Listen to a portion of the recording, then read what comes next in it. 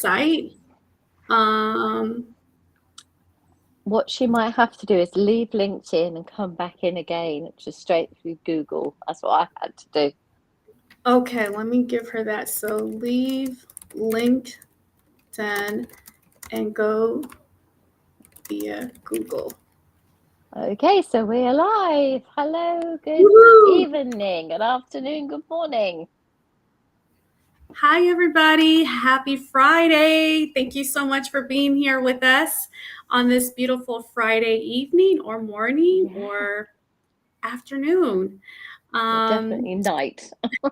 Night. So we're just waiting on our guest speaker to join us. But who am I? We're going to talk about a little bit about why we're here today. My name is Martha. I am Connect Impact Hub founder. Hey. Hi, Rebekka. Welcome. And we are so excited to be having this conversation today with Rebekka and Paulette, who's joining us as well. And we're really going to dive into this conversation about financial and our community members. So I'm really stoked about this. Why are we doing this? We're doing this to bring education, to also fundraise for Connect Impact Hub. Hello, Chris. And really to just unite as a community together. So with that, I'm going to pass the mic over to Rebekka for introductions, please. Thank you. Well, goodness gracious. I love it. Thanks so much for inviting me, Martha. I'm really excited to be here with you guys. And so I'm Rebekka. I met Martha a little over a week ago right here on LinkedIn, and she inspired me to start collaboration and talking more about our mission, which is financial literacy.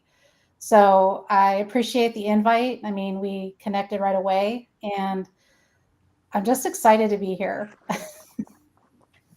Woohoo! We're excited to have you. Thank you so much, Rebekka. Paulette, please. Yeah, absolutely. So I'm the same Paulette Hallam that's been here a week, so you're probably bored with my spiel by now.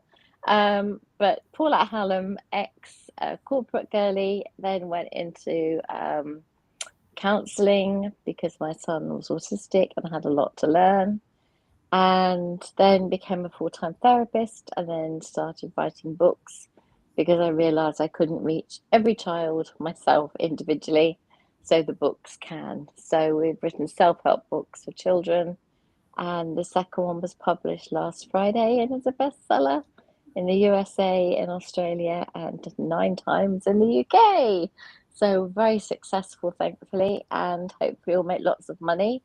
And we've already made our first donation from Jack and Water to Impact, that Connect Impact Hub, and hopefully there'll be many more. So that's what it's all about, really. We're here to raise awareness, raise as much money as possible, raise the roof, and just keep the message out there. This is not going to go away, and we need to address it. And if without getting political, if it isn't being addressed politically, it has to be done as humanitarians to take the decision to do something about it. And we have the amazing Ollie Dierickx, as I call him, but it's not, it's Dierickx, is our technical assistant who's pressing all the buttons to keep us live, because without him, we wouldn't be here because we don't know what we're doing.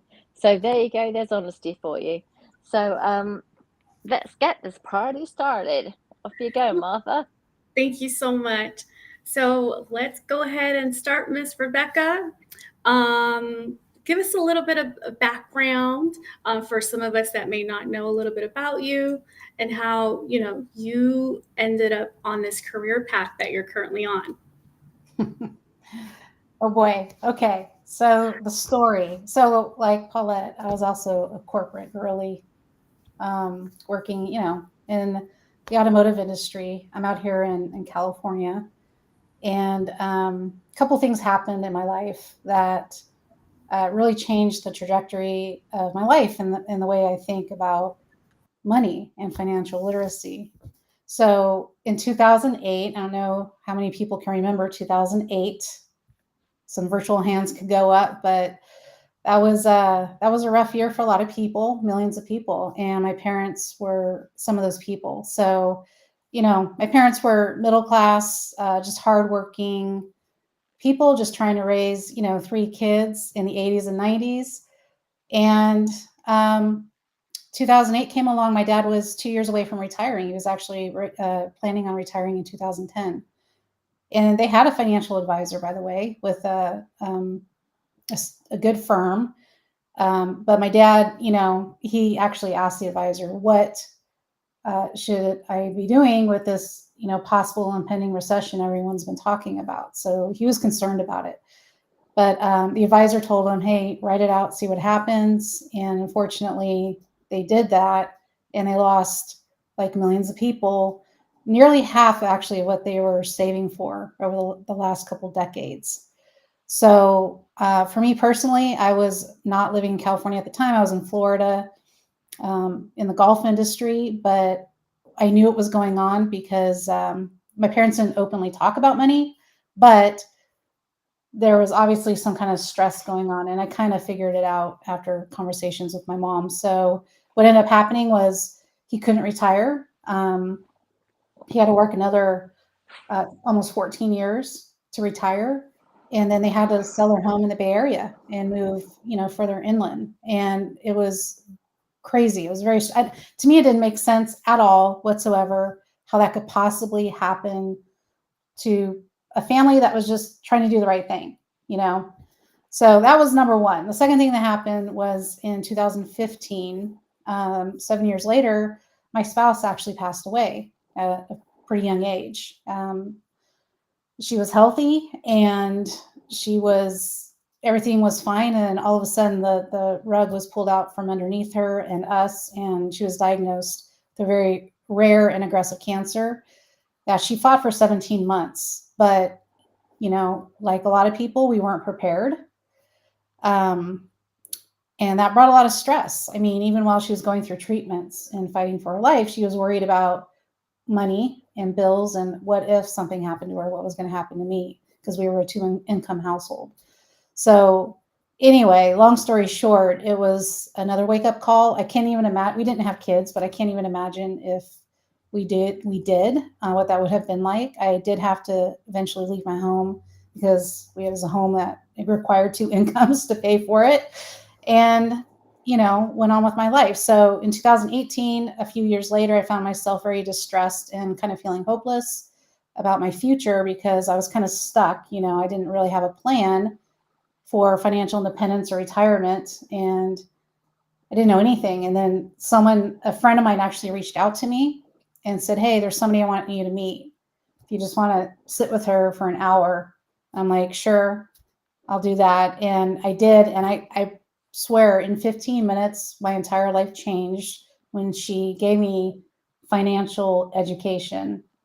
It was the best 1 hour of my life because, again, that's what changed the trajectory of my life. So it restored hope for me that, I had an advocate. I had someone who helped me and didn't ask for anything in return. So I got everything on track for my own life. And then I got the feeling like, okay, there's, a reason why my instincts were right about 2008 and putting money in certain places and how, paying off debt effectively and how to start paying myself first and have a roadmap and a goal in front of me.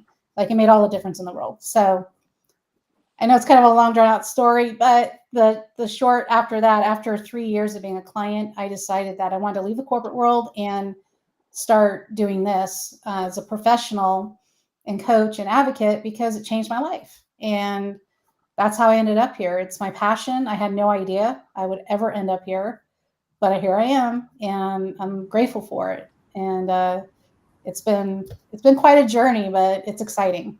So yeah.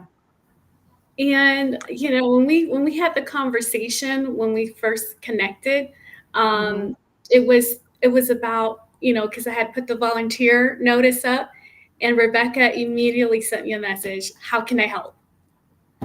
So Rebekka, thank you so much for reaching out and offering your assistance here, especially in this area of financial literacy. Now, I know we had this conversation, but I definitely want to bring this up here because I would love everyone to know.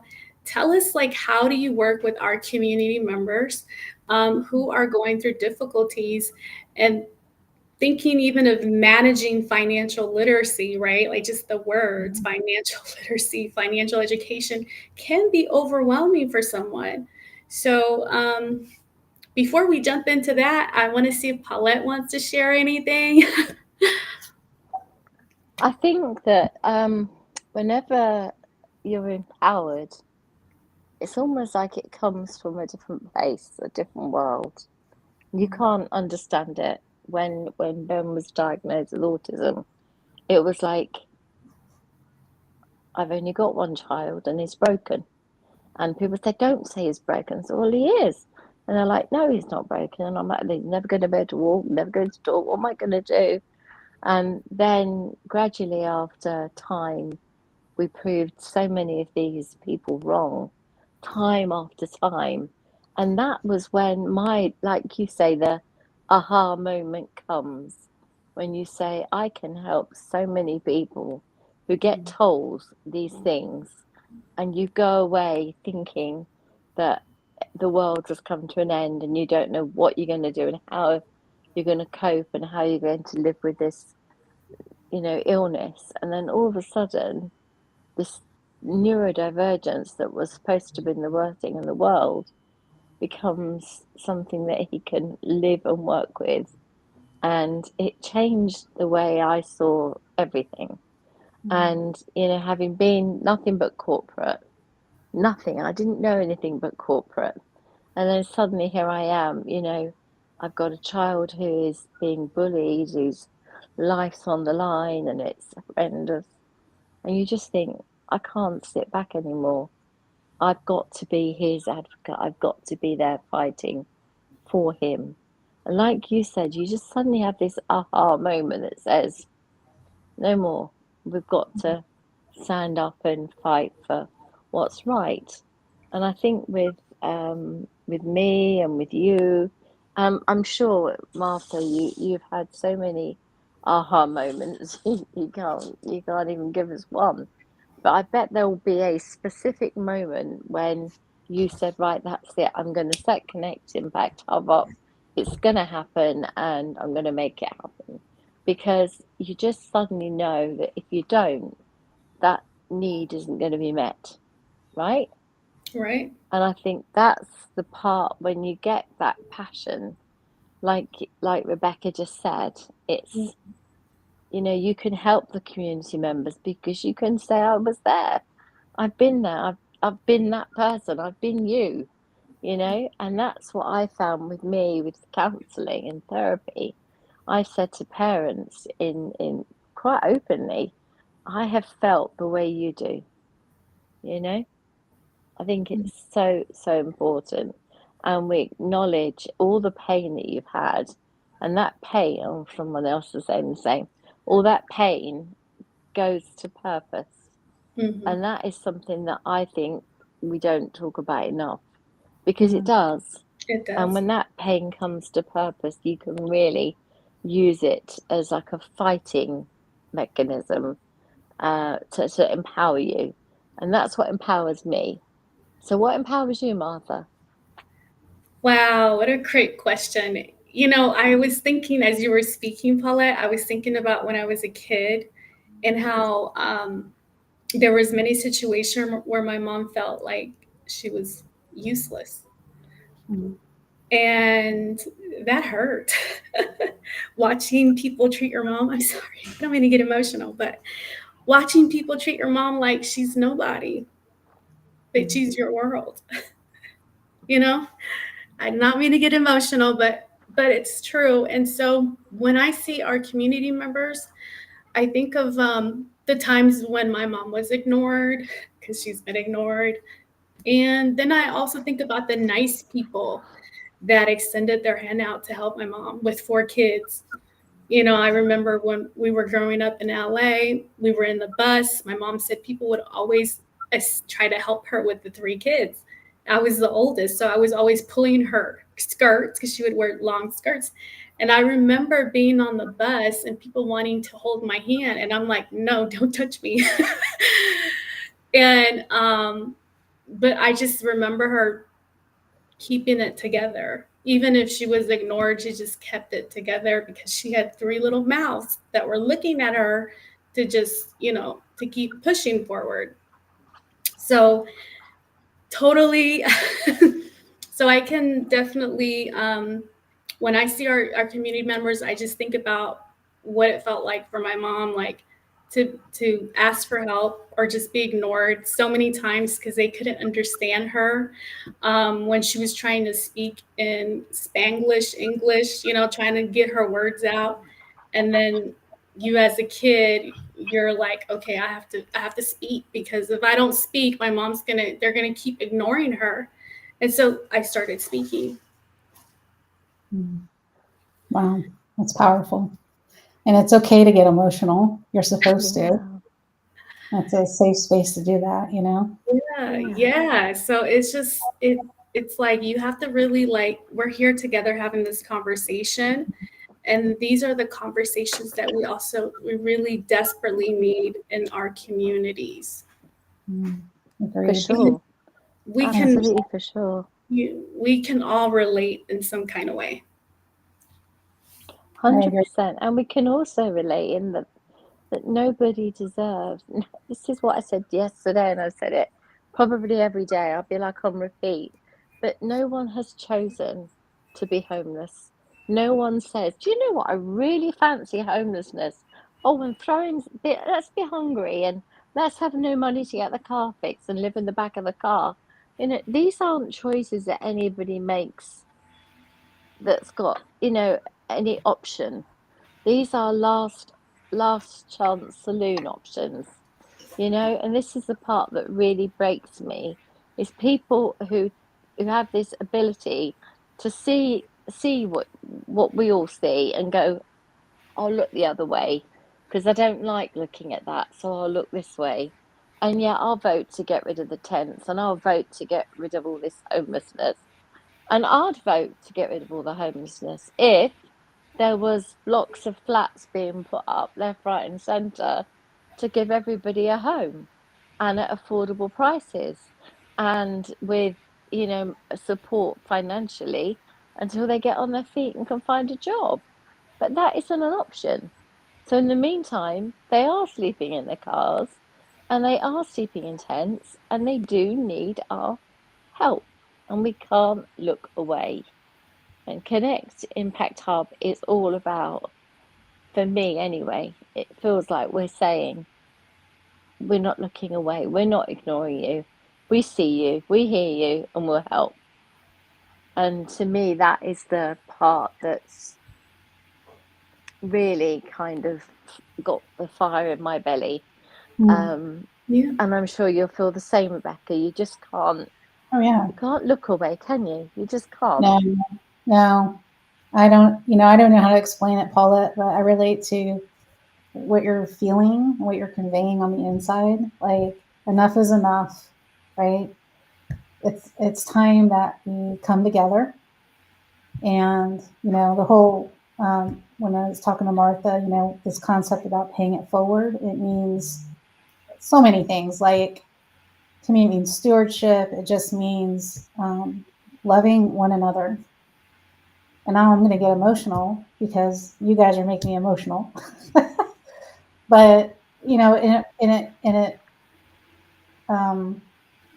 it all comes together in life, like every aspect of it. And first of all, before I talk anymore, I want to say thank you, Chris, for the message. That was very sweet. I appreciate that very much. I have to go back and see the message. Oh, yeah. It says, Miss Rebekka Murray, sorry for your loss. My heart goes out to we'll never know what our life going to be like. God knows what happened in our life. You got your faith and hope and love. Let God lead you. Oh, thank you, Chris. Yeah, and I didn't know how to use like filters on this thing and put like little fancy logos, but I'm with an agency called Global Financial Impact, and our whole message revolves around family, faith, finance, fitness, and fun, the 5 Fs. So, and faith can mean a lot of things to a lot of people. I happen to be a faithful person. And I was going to share the story that, in our community, so I live in Claremont, California, which is in Southern California. The church that I go to, it's an Episcopalian church. It's called St. Ambrose. And we're just a little church, but we actually have the only shower program in our city for homeless people. So that means on Tuesdays and Fridays, they get to come to our church, and we have one shower. But they can come in with their pets and whatever they have. They can do laundry. They get to take a shower. There's soap for them. There's food for them and food to take with them. And it's just somewhere where they can kind of revitalize, I guess, or reset maybe twice a week. And I didn't realize how powerful that was until a couple of those folks came during one of our services and sat and told their story during the sermon, for the sermon, I should say. And some of these folks were people like they lost a spouse and that, they didn't have any plan in place. So unfortunately, one lady, she's a wonderful person. She has to live out of a little tiny, like Winnebago kind of thing. And the other guy, he just got down on his luck. And he's like, because of the shower program, I was able to take a shower, clean myself up, and actually go to a job interview and feel human. Something both of them said. It made me feel human, to be able to clean myself up. And just that, and I had no idea until I actually talked to those people how powerful that was. And that's just one example, and that's just something our church does in the community that I think is very unique. And we have people come from all over the city that come and take a shower and just feel human again, and kind of have, somebody, have a conversation with somebody, have a place to cool off and get out of the elements, right? Just for a little while and clean up some laundry and get some fresh food. Rebekka, can I ask you, is your church a one-off church, or is it part of a community of churches? Well, the Episcopal Church is worldwide, and we have a diocese. Okay. It's all worldwide. So, and does every church have this in place now? No, that's what kind of makes us unique. Like I said, we're not a big church. We're not a flashy church. Let's go ahead. I'm sorry. I was going to say, what is the chance of your church leading the way and showing other churches around the world, or certainly around America, how important and how it has changed? Because one of the things that I mean, this is just conversations that I've had with Martha, is about, the human dignity of having a shower that we take for granted, the dignity of having clean clothes, the dignity of having clean underclothes, undergarments, these things, they should be the bare minimum.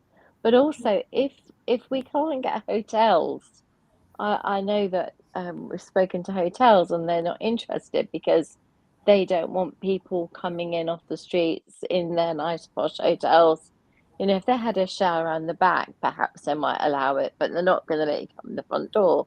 But if a church can do that in your area and see it as a successful program, you could be the shining light of what could be and what would be amazing.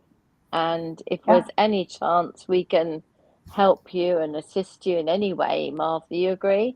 Yeah. That would be amazing, because to give people the dignity to have a shower and to wash their clothes is just, and to get food, these are the basic necessities. Yeah. And they've got babies and children, and they're living in the back of a car. I mean, it's just awful. Yeah. It's awful. So if we could get that, I don't know how you would go about it and who you'd need to speak to, but, if there's any way we could think about helping you, that would, I mean, Martha's got enough numbers around the various places to give you all the details. I mean, your sister's, whereabouts is she? In Martha? California. My So sister's she's in in California. She's in She's in, California. yeah, Monterey. Oh, Monterey. that's right. Monterey. I love Right, Monterey. okay. Oh my goodness, I miss So it. you know, these are that we've already got people starting to Yeah. sort of hands up So, around the area. mm-hmm. Yeah, So the program that you're speaking about, Rebekka, I actually just got in contact with a shelter here locally. Well, it's a day center is what they call it, here in Houston.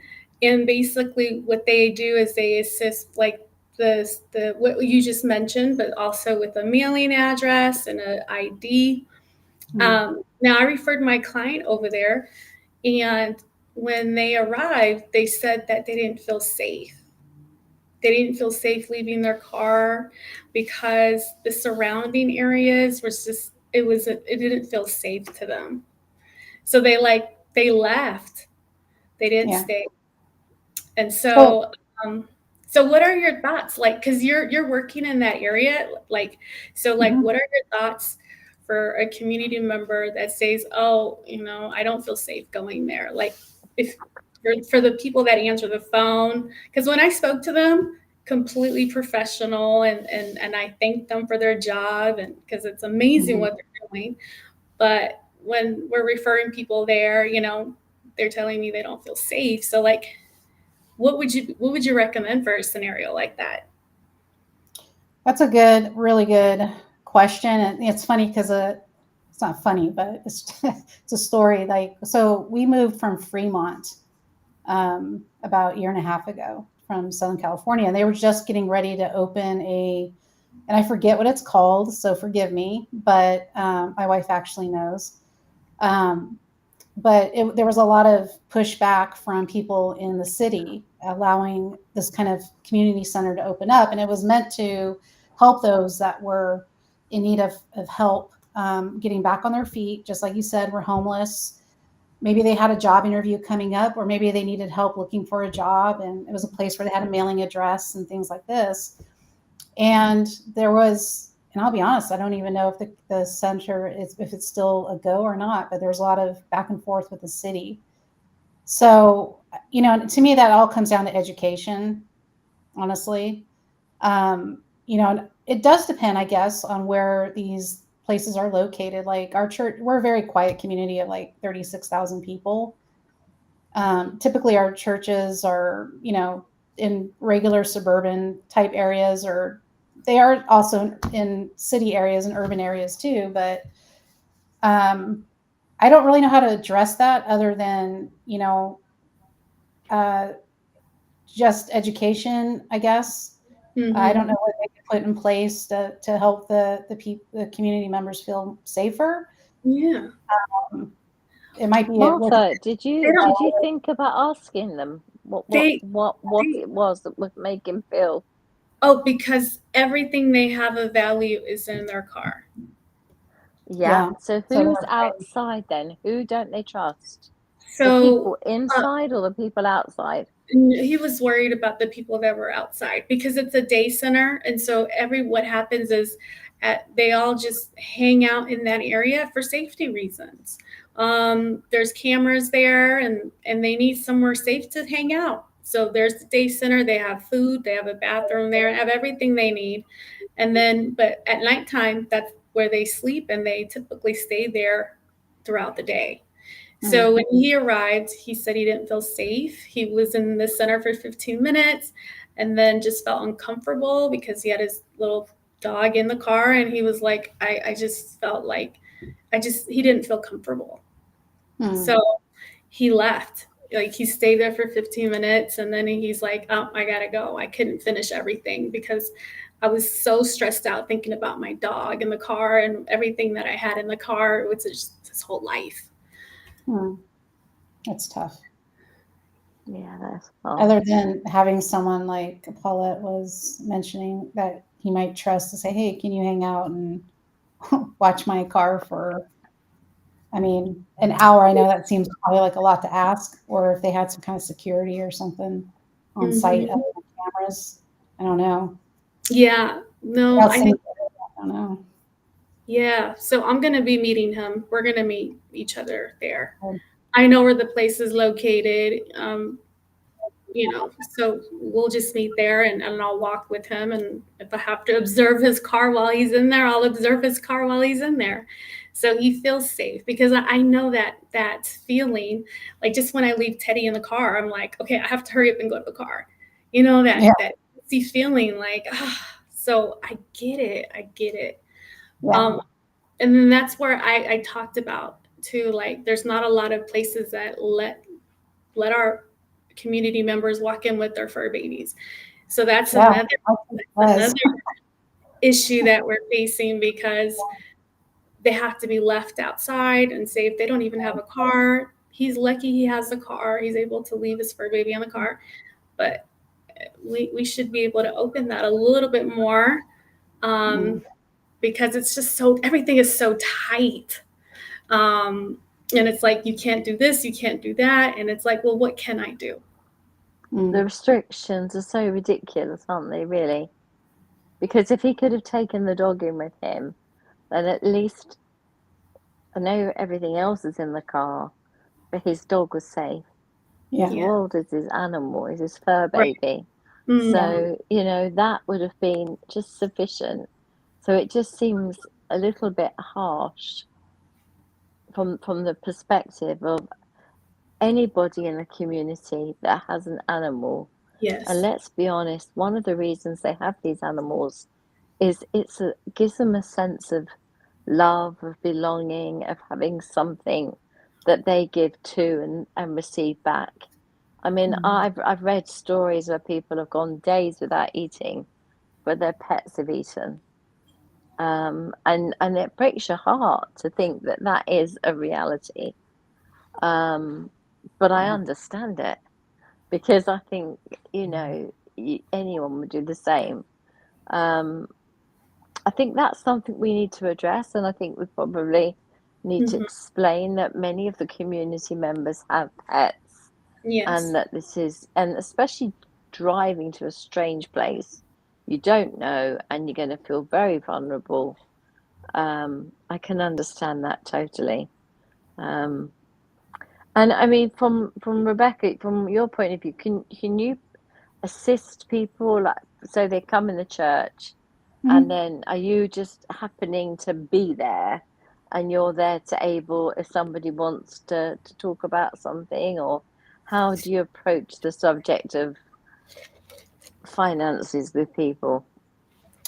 Yeah, I mean, in those situations, I haven't approached anybody and talked about that. I usually don't like just walk up and start talking about finances like that. It's but the one time that when I really saw the program in effect, I did happen to be there because I had to meet with our reverend for something else. I am on the finance committee at the church, and also in transition to be their treasurer. So I've been there for a lot of meetings, and that's how I kind of happened upon walking in and mingling with the people that were there. And I met some really nice, wonderful people, and I saw little dogs everywhere, and I was like, this is awesome. I mean, I had no idea. And it is a volunteer program. So I'm not a part of the shower program. We have a committee that handles that, and they're very dedicated. They're very committed. And we are very blessed that our parishioners donate, but we also get a grant from our city for it.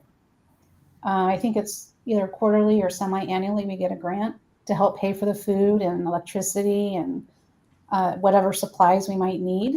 Make a note of that, Martha. Yeah. There's a grant that's available from the city. So yeah, if that's and that happens, did you say quarterly? Either quarterly or something. I don't know the details because I'm not on the committee, but we just happened to have a meeting last night talking about some of our financials and the donations we get. So that came up. It would be really interesting for Martha to be able to, because we're going to be starting to be applying for grants for Connect Impact Hub, so that even if we don't have our own mobile unit that's got a shower in it, and I mean Right. that's what goes around London. In London, we've got mobile units with 2 showers in it and 2 washers, 2 dryers, and people can literally have a shower and put their clothes in the washer, and it is literally a mobile unit. Now, if we can't get churches to open up to this idea, I mean, obviously your church is exceptional, and I think you should be incredibly proud of that.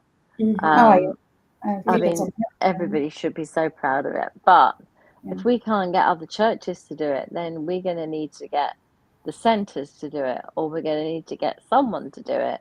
And if necessary, finances is the way forward, because we can say to them, there are these financial grants that we can get for you in order for you to run this program. So that would be really worth investigating. Yes. Because at least then we would have somewhere, and if we could get it so that, I mean, I understand from what you've said, every sort of state has different rules and regs and everything else, but even if we just stuck with Houston to start with, if we can find out what we can get from them for this facility, that might change a lot of things, because we might be able to put somebody actually outside of the facility that you've been talking about, who's there to befriend, sits behind a table and chair, is a friend. If you've got a problem, come and talk to us. Could be a counsellor, could be somebody like that, but they're also there to keep an eye on things, right? So you kill 2 birds with 1 stone. You've got somebody there who can, like you, offer resources and whatever, like they're offering inside, but also is acting as a semi-security guard, and we're getting the showers and the washing done too.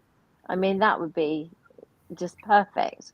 And these day centres would be ideal, because they've got the facilities there, haven't they? Yes. I mean, that would make it see, some things make such perfect sense to me, but I know that there are so many obstacles that we need to jump through and to get there. But having seen an example, Martha, we've got a working example here of a fabulous church that is doing this amazing thing. Do you know how many people you're servicing? How many people you're able to actually help? You can find all this stuff, this out for you, like what our average is. I know when I was in there was probably at least close to 12, 15 people. Yeah, men and women, both. Men and women. I didn't see any children there that day, but I don't know if there were families then, I don't know. But hopefully they're at school somewhere, hopefully. But yeah. Well, listen, I for me, this has been absolutely amazing to have that as our blueprint. Do you understand what I mean, Martha? We've actually got a blueprint that says this works. I really like that they are open to the pets. Like, that is gold. So I definitely want to get the name. And then I'm going to see, because I have a connection now at this location, and I'm going to be going there in person to check it out myself, what this place looks like. Because, I mean, from everything that I read, it sounds absolutely amazing, the work that they're doing. It's all volunteer led. So when I spoke to the lady on the phone, she said, I'm just a volunteer. I'm like, you're not just a volunteer. You're more than that. Thank you so much, Margaret. I seen someone, hi, Chris, thank you. Someone else had also, so Chris is saying, sorry, I'll go back to that. Chris is saying, we are living in a sad world today. A lot of people live out of their car. Our government does nothing to help these people that are homeless, living out of their car. We need a program and our business people to step up to try to help afford these people a job. Completely agree with you, Chris. Completely agree. I'm just going to kind of go back to the conversation of financial literacy with Rebekka, just to touch base, because I really want to understand a little bit more along how this program, like just in general, why is it so important for our community members? How does that process work? And when can someone consider thinking of, maybe I should be a part of a financial education course, or, Mhm. and is that different, like financial literacy and financial education? Is that two separate items? Not necessarily. Okay. I mean, it's pretty broad, to be honest. And I think, after being here with you ladies, I feel like I like to do more like this type of thing, webinars and things, because they don't cost anything, and people that may have access. I do a lot of in-person also, but I do that obviously locally here in Southern California. But the good news is there's lots of us, and we have a bunch of us in Texas too, and all over the place. And we're actually a global financial company. We're one of the first. And I think we are the first, to be honest. I'll have to get the exact facts on that. But, our founders, Eric and Sandra, they're all about the pay it forward and givers gain. And they're just so in line with my own morals and ethics. I just don't understand how. And I know, because I was one of those people that was feeling helpless. I didn't know where to go for help about my finances, because I thought I would have to pay somebody, and I didn't have any money to pay somebody. So it's like this perpetual issue, right? And so I don't understand how, when people just want to have or open a conversation and legitimately want to improve or learn or whatever, can never charge somebody for helping them through that. Like, no one charged me. Will never do that. It's hard enough as it is. And this financial literacy, really, let's be honest, it's an epidemic in our country, because how many of us got, and probably the world, I don't know, Paulette, maybe if you can attest to this, but how many of us got financial education in school? Like, we get really good at being told how to spend money, and that we have to pay loads of money to get a higher education, so we can go get a job to pay for that higher education for decades, unless we're blessed to get a full ride or some kind of scholarship or something. And we're really good at, teaching people. We're all the time teaching people how to spend money, and we're just not very proactive. And now here we are on this issue. This issue is very real. There's a whole generation of people that are retiring in the next 7 years, the baby boomers, and most of them cannot do so comfortably. They'll probably have to continue to work or go back to work. And this leads to further generations, from Gen X, Gen Y, Gen Z, keep going down the line. So something has to change, and the conversations have to change. So, yeah, I mean, is it different? Is financial literacy and education different? No. Can you start the conversation at any time? Absolutely. Because it's a journey. You have a starting point, and then maybe we can, find a destination together, a goal, like as if you were going to have a roadmap in front of you and going somewhere where you didn't know where to go. You'd have to have a starting point and maybe a destination or a goal you want to get to. So that's why I say work with any stages or any ages. I have clients that are all over the place, and some that were close to being homeless. And I was sharing Martha about that with one young man that I'm working with in Texas, in the McKinney area. And we've been talking together for months, and I'm so proud of him, because all he needed was an advocate or someone to help him through this journey. And now he's going to not be homeless because he's figured it out, and we worked together to get there. And that's just one person. Imagine if we can do that for loads of people, just by conversation and by offering up time and energy. You know what? Bottom line is, the more that we give, the more we're going to get back in return. It's going to come back, because that's how the universe works. That's how, or whatever you believe in, that's how it works. And there's much more good in this world than bad, by the way. It's just that we're inundated with the bad because that's what piques everyone's interest, unfortunately. For sure. Yeah. So we I can mean, in the control. UK, it's probably. I mean, we just get letters telling us originally you retired a woman at 60 officially, and then it was 65, and now it's 68. So anybody who's born, like, I'll be 60 in July, so I should have been able to retire officially at 60, but actually they're expecting me to work to 68 before I would be due any money from the government as a pension. But fortunately, I'd paid insufficient stamps, because that's how it works at the National Insurance. You pay so much money, and as long as you hit the threshold, you'll get your full pension, even if you've retired early. So I'd paid insufficient to cover that off. But it just meant that we were going to be living on savings for the next however long it took. And I think because, excuse my voice, I think because of the fact that I was so poorly, because I got really bad COVID. I got blood clots on the lungs and all kinds of lovely stuff. And it was touch and go, and they did say I wasn't coming home. So I proved them wrong again.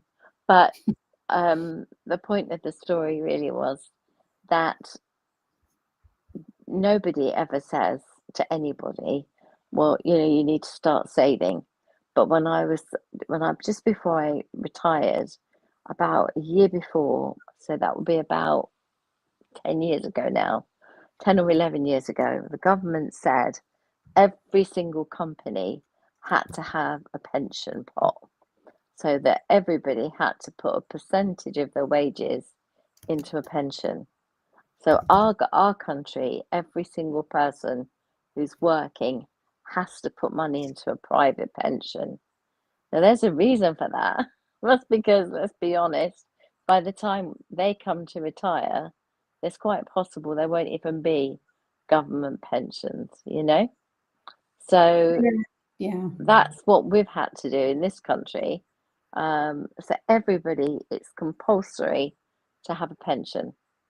Yeah. So I just think that is a way of a government saying, long term, this is something that's going to get less and less and less and less and less until it's no more.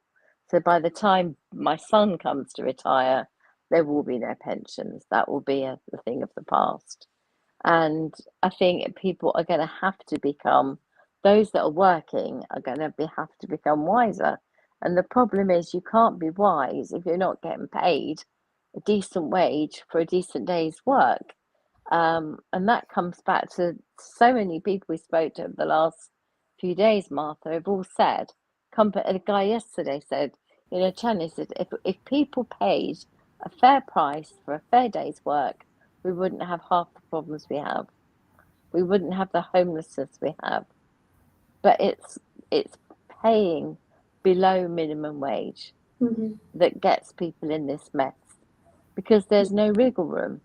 There is no room to put something away to save for a rainy day. That's the way that he explained it yesterday, wasn't it? There really is no wiggle room. Yeah, it's part of the problem. And that's part of the work that, quite honestly, Paulette, that I do. Like, so helping people be self-reliant, like, because there's not going to be any Social Security. I mean, it's so antiquated. I think it was like came about in the 1930s, I think. I forget which president it was, but it's so antiquated. And not just that, but Social Security, there's no pensions. Nobody has pensions anymore. I meet people that get let go from their jobs that they've been at, and no one stays at a job for more than, very rarely do you run into somebody at jobs for 20, 30 years anymore. And then what happens is they move jobs, and they have these 401ks they started, and they forget about them because no one's out there to help them understand what to do with them.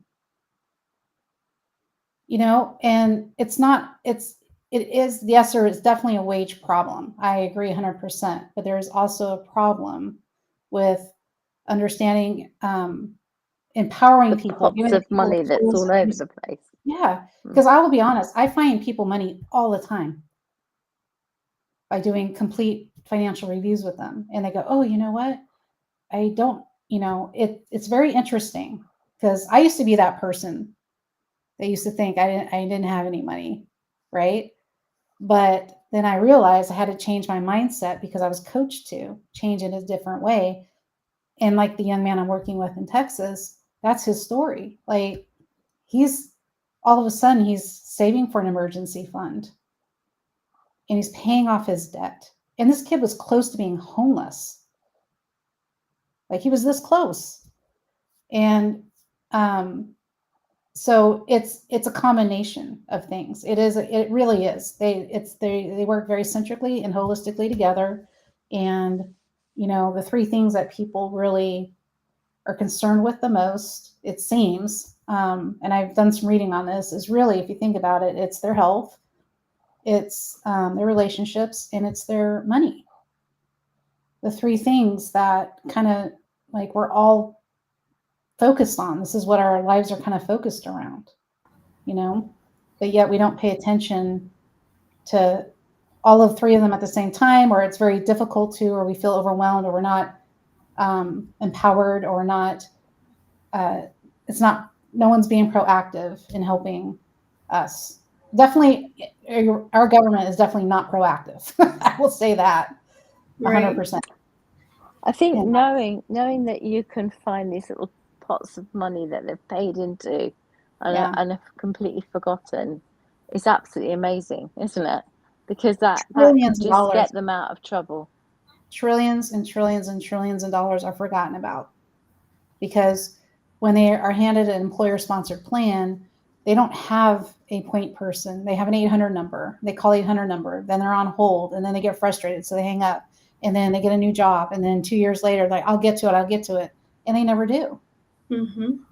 I can't tell you how many people I talk to like that are struggling. Are like, hey, do you have a 401k? Oh, yeah, I had one at my old job. Oh, well, do you know how much is it? I have no idea. I haven't seen it in 4 years. Okay, well, that's money. That's your money. Anyway. Yeah. It's just so much. That is so important. It is, and that's why the sort of thing that could get your guy out of trouble. So I'm gonna have to connect you, Rebekka, to this gentleman. He is working. He is getting some income, but he is homeless. So definitely have to get a connection here going. But I wanted to also talk about when they are in this situation, just as the case that I'm currently working on, where there's so many things that are going on that the last thing they want is to talk about financial, right? Because they want help right now. They need help right now. And so you also mentioned health. So usually when I connect with folks is I ask questions, and one of those questions is health related. So we're also dealing with health issues as well. So, health is being put way at the bottom, but I've encouraged him to put it at the top. So we got an appointment now, and then we're dealing with the financial stuff as well. But health is right here because we tend to kind of lose ourselves because we're so consumed in our problems that our health is definitely not a priority. And I've seen it so many times, and I know it's going to get worse. So I just have another question for you, Rebekka. Like, how does your program work? So say I connect you to one of my clients, and like this scenario, I'm going to use him as an example. How would you work with him in this particular case? And I'm using him because he's recent. So yeah, no, I mean, every person's different, so it really just starts with a conversation. And I basically have 3 basic steps. It's like a discovery, and you kind of get to know the person, and you start talking about what's important to them and what their concerns are. Like, ask questions. That's a holistic approach should be. It's not transactional. You know, it's you have to get to know the person, what their fears are, you know, what their biggest concerns are. And then you can move into, and this doesn't happen all at once, obviously, very careful, because it is an overwhelming subject for people. For me, I could talk about finances all day, every day, but that's not everybody. And so I'm very careful with keeping it just, you know, very short and sweet. Hey, if you want to move forward, then we're going to start talking about, we have to bring math into it. You know, let's talk about your goals, because again, we're laying down a roadmap, right? Yeah. So you have to plug in the GPS coordinates to get there. And sometimes it's not about like, maybe it's just about changing mindset about money. Maybe it's like we have like deeper issues with money. So it's just conversation about that, around that.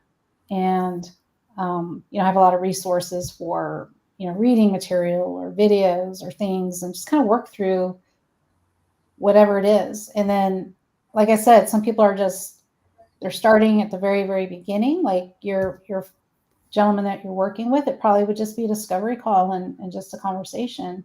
Mm-hmm. And I'll do whatever I can to help him. And if I can't, maybe I know somebody who can, you know. So it just doesn't end with, you know, I get it. A lot of people don't. I talk to a lot of people that they legitimately don't have funds to save right now. But you got to take steps, like you said, the self-care. And every little tiny step makes a difference. Every single one. It's just like compounding interest. I'll compare it to money. If you try to get 1% better every day in 100 days, it'll be 100% better, or move forward. And we're all going to have setbacks, and there's going to be adversities, and there's going to be all kinds of stuff, right? And it's just maybe having the support to push through that to get to the next point.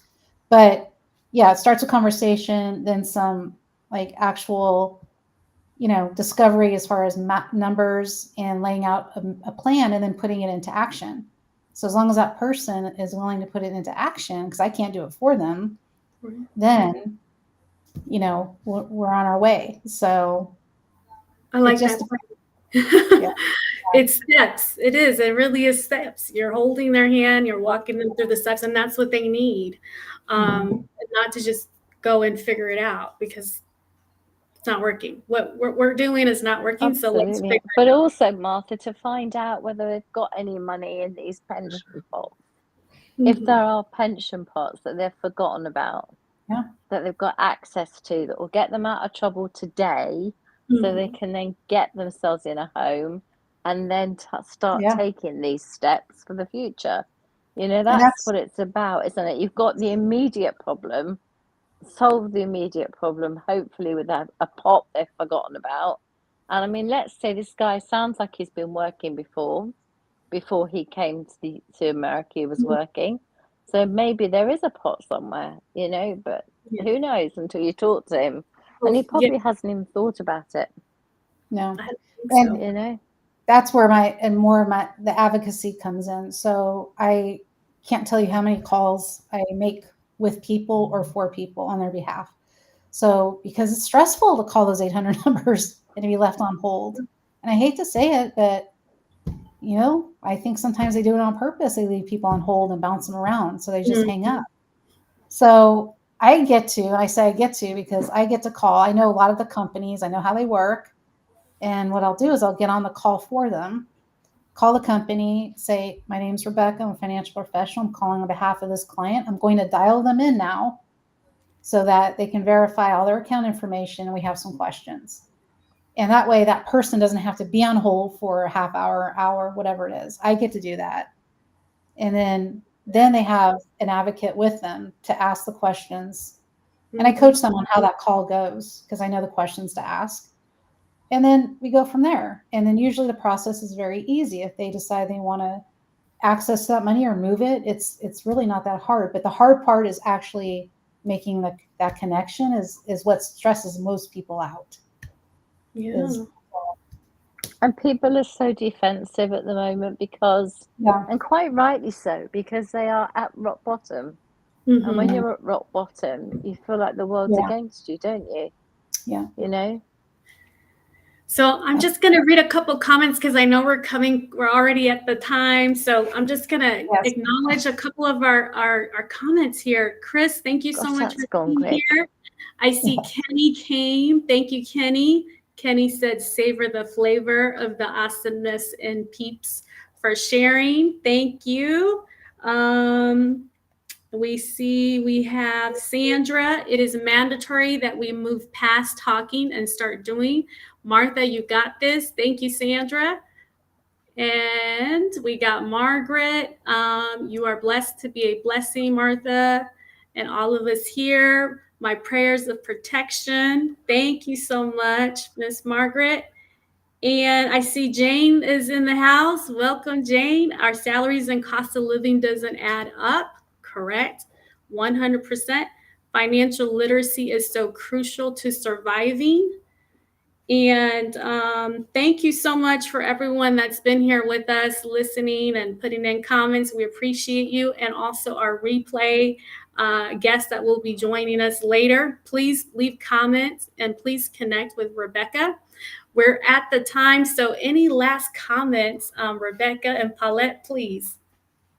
I just want to say thanks to both of you. Sorry to cut you off, Paulette. I actually have an appointment. No, you go first. But, I was going to be. I was going to go begging.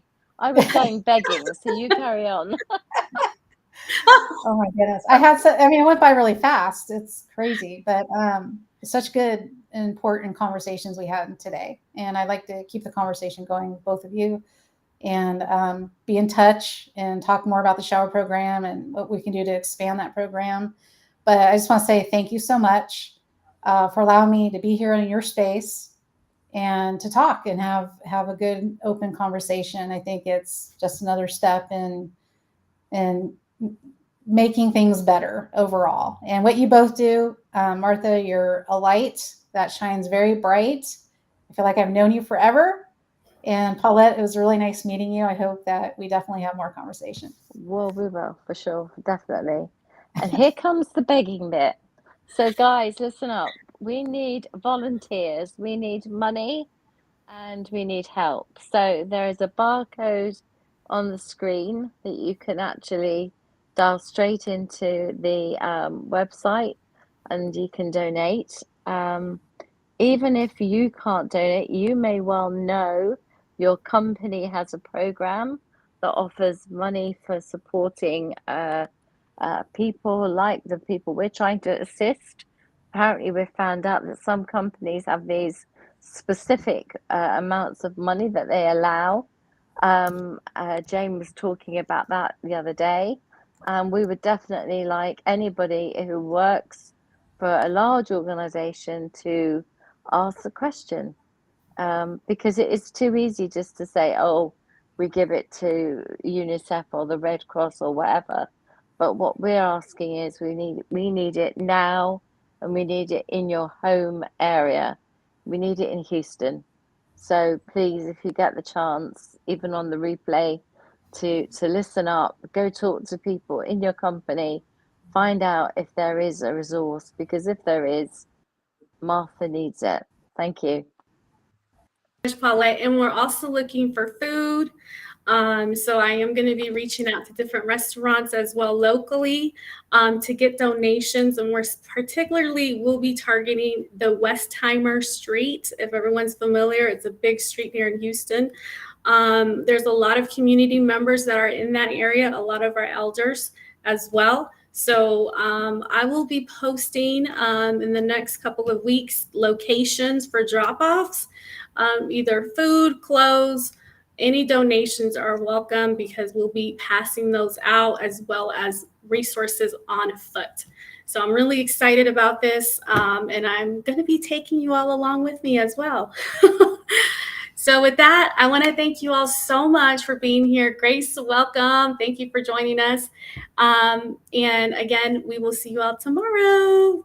connect with us at Connection Club. And Rebekka and Paulette, please support as well in their movements. And again, thank you so much. Bye, everybody. You're very welcome. Take care. Thank you, Rebekka. Happy Mother's Day, everyone. And also, happy Mother's Day. And thank you to our Ollie, of course. I want to acknowledge. I was about Ollie. to say, I haven't even got a little Ollie thumb. We wouldn't be here if it wasn't for Ollie. So I want to definitely thank Mr. Ollie. Thank you, Ollie, soul brother. Love you. Thank you, Ollie.